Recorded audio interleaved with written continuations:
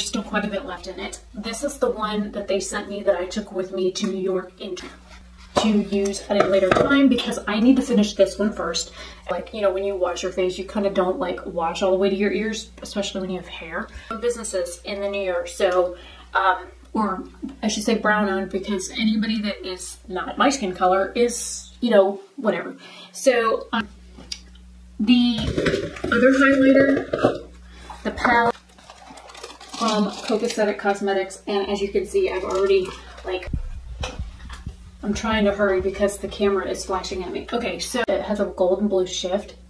I don't even know if the camera is going to pick it up. It's right here. So this was part of the grab bag too. It's a super cute little like potion bottle that has a little, and then they'll be just that color. And then like I've got the pink. And there's going to be a giveaway in the Nomad palette video, and